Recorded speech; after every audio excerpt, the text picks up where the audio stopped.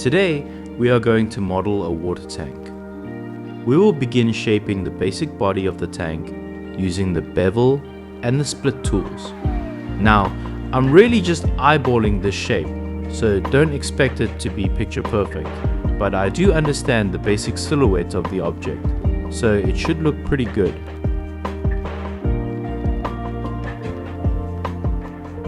I do use the split tool here a little bit to give more shape and a nicer topology, so it smooths the silhouette better. And I use a lot of bevel.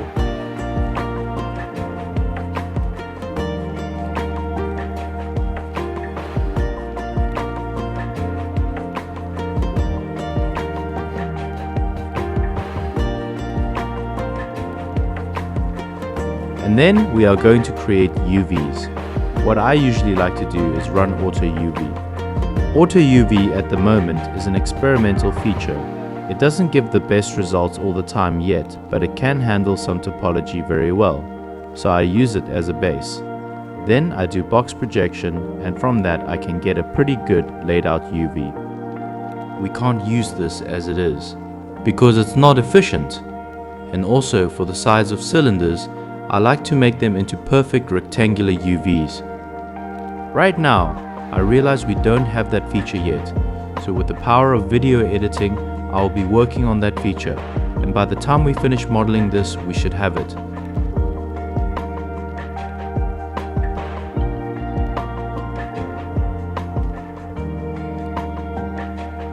So now I'm creating the caps of the water pump, just scaling, beveling, and extruding.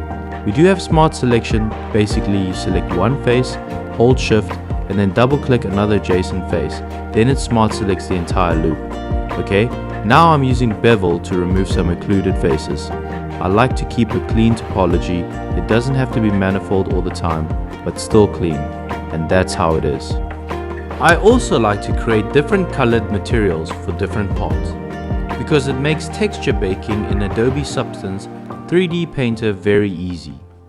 You can assign or mask materials using Color ID.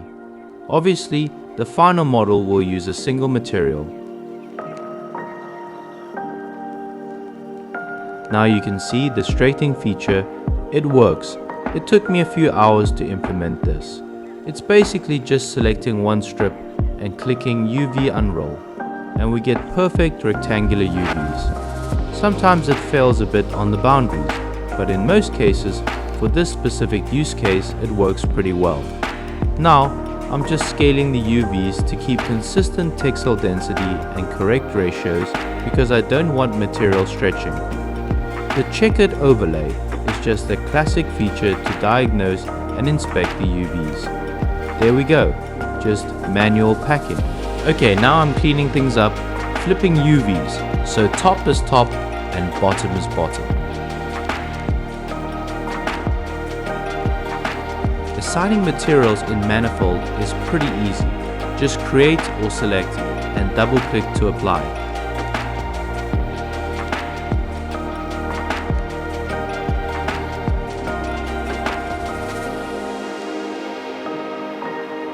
Next, I'm creating the handles, just using basic shapes. The idea is to give the visual message that it's a handle.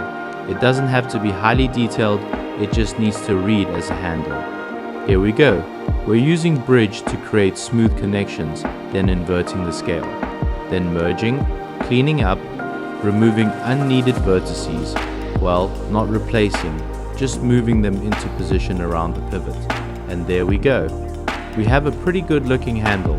Then we can start making it feel more like a plastic product and just scaling the boxes to give it the right shape. So we have Auto UV kicking in again, but as you can see, it's not the most perfect tool, so I use it as a base most of the time. I also rely a lot on planar and box projection. There we go. In the manual UV seam tool, you just click to apply seams and control click to remove them. Once we have a good island, I just run unfold. We do also have GPU unfold, which is about 5 to 10 times faster, but it gives slightly lower quality results. Here, I'm just testing some unfold combinations, trying to see if the tool is stable, and so far, it seems pretty stable. No errors, no rejections, no UVs exploding, pretty solid. Then I run orientation to straighten everything and then pack it. Now we are at the front stage, we have completed the low poly.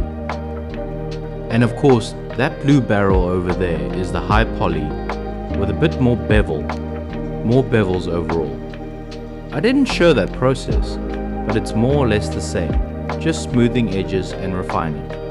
I also did a Catmull Clark smooth on the handle holder mesh off camera to make it a bit smoother.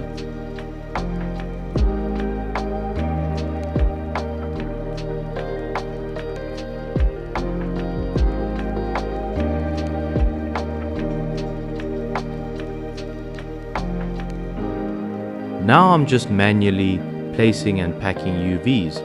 This is still the most reliable way. Automated packing is nice, but sometimes manual is just more efficient.